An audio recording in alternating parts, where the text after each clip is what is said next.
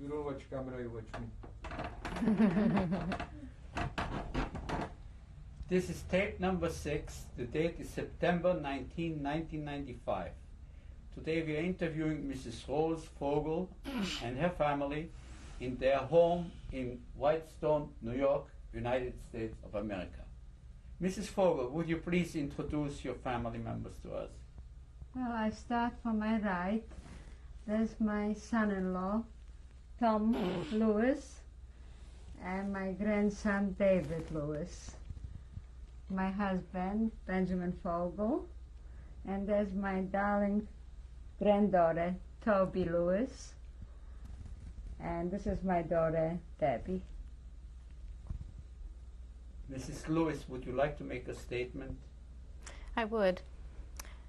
I'd like to say that I've always felt very fortunate to grow up in the family that I have, and every family has its own history, I suppose, and my family history I've always felt was very unique because my parents have been through many terrible things, but despite that, what they've taught me and taught my brother is that there's something beyond the terrible, and that there's courage, and that there is a sense of identity and a very positive feeling about what they've been through and what they've survived.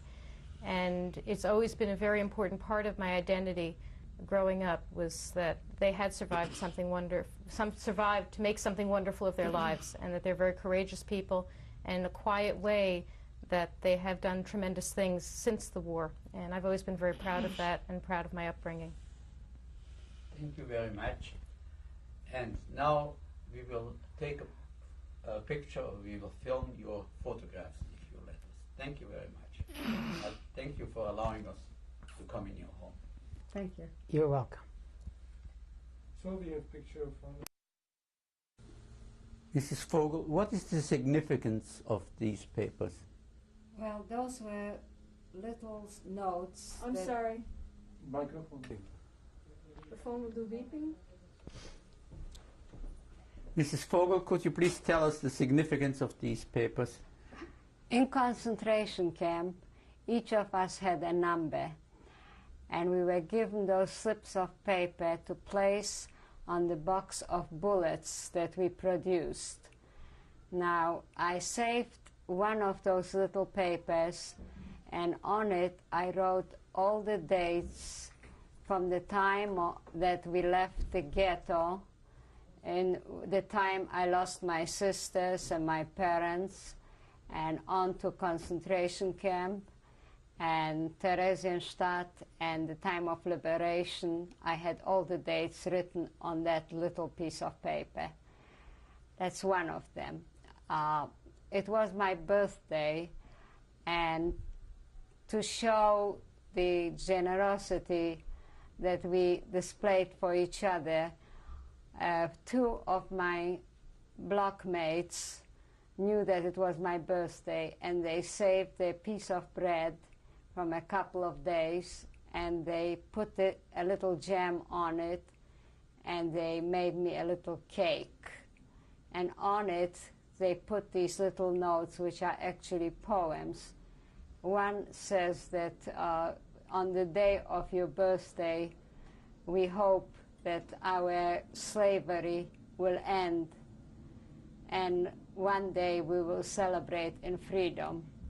And the other one said a similar poem also that she had composed for the time of my birthday. And I thought that was a very noble gesture, being that they had deprived themselves of their bread. Thank you. This picture is of my parents. It was taken in a summer resort near Lodge. We were away for the summer in the country in 1938. Did they survive? No. My parents did not survive. Thank you.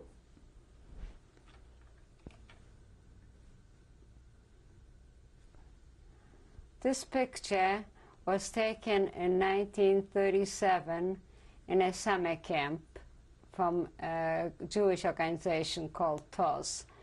In it is my sister. She is the fourth person from the right on the second row. In the first row, the third person from the right is my cousin, and I am next to her. I'm the fourth one. Out of, I don't know how many people are in the picture, I think there are 4 survivors.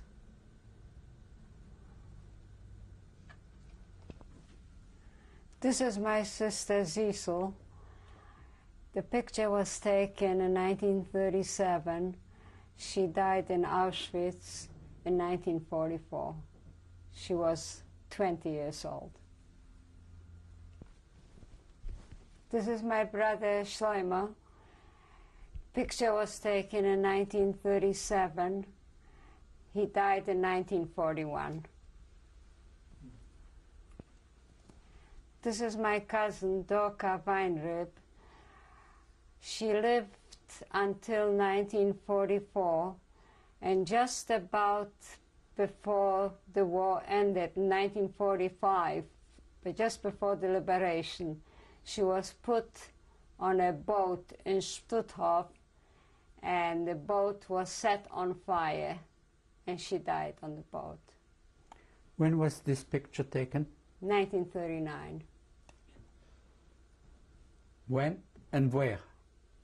It was taken in Lodz, and at the time she was 12 years old.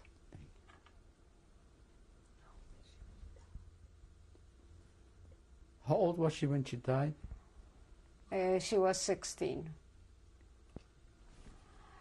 This is Hella Schäffner. She's an aunt. She died in the United States. She spent the war in Warsaw Ghetto. After the ghetto, she survived in a bunker in hiding. And she was a teacher and taught children during the war in the ghetto and after. This picture was taken when and where? This picture was taken in Warsaw in 1939. And how old was she on that picture? About 40. And how old was she when she died? She died in she was 70. Thank you. This is my uncle Baruch Schäffner. He was a writer for the Forwards, and he survived the war, going from Vilna through Japan and China to the United States, where he eventually settled down in the United States and survived the war. He lived until 1977. This is my father's sister, Zelda Deich Schäffner, and she died in the war. And this picture was taken when? The picture was taken in 1930. 1930. Where? In Warsaw. And she died when? She died in the war. But you don't know the exact date? No. Thank you. How old was she when she died? In the 40s. This picture was taken in Toronto. It's a picture of me in 1947. How old were you at that time? I was 19.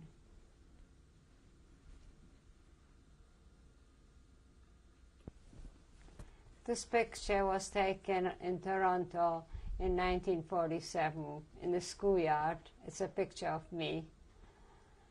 And I'm about 19. This is a school picture from England. It was taken in London in 1946. The teacher is in the center, and I am in the second row on the far left.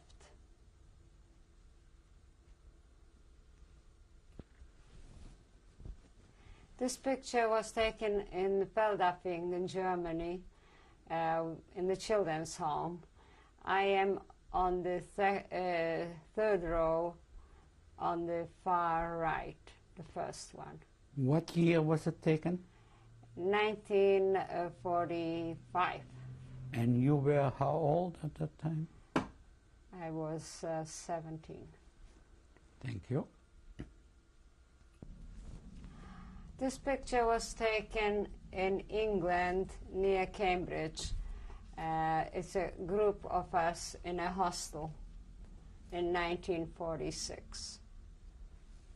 And you were how old at that time?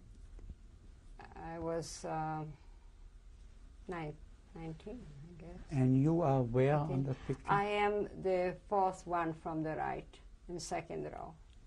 Thank you.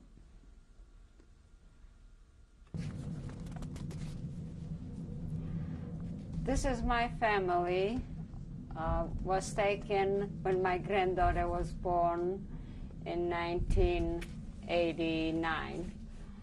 From the very first row, it's me, and then there's my granddaughter, my daughter Debbie, my son-in-law Tom, and in the second row is my son, George Fogel, and in the middle is my husband, Benjamin Fogel. As you can see, this is a picture of the division of the ghetto. The ghetto was divided into two parts. The street belonged to the Christians. We were living on both sides of the street. In order to cross from one side of the ghetto to the other, we had to cross that gate. It was a gate which was guarded by the German police and Jewish police. There's a Jewish policeman standing there with an armband and a German with a gun. Okay? Yeah. This is another crossing which was used very widely because there were no soldiers standing. It was a bridge built to cross from one part of the ghetto to the other. We had 3 bridges like that. As you can see, there is a vehicle going by which is not Jewish. The street belonged to the Christians. This, as you can see, is a hanging. They summoned everybody from the ghetto to watch it. And those people were just picked out at random and hung, and everybody had to watch it.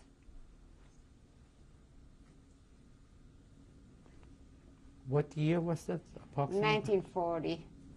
And the reason for it? 1940 in the ghetto lodge. And what was the reason for the hangings? There was no reason. Okay. Go ahead. This is a very happy occasion for us. It's my daughter's wedding.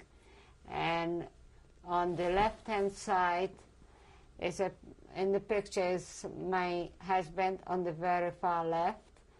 I am next to him, and my daughter Debbie, my son-in-law Tom, and my son George. In what year was the picture taken? The picture was taken in 1986. And in what place? In West Hempstead Jewish Center, New York. Thank you.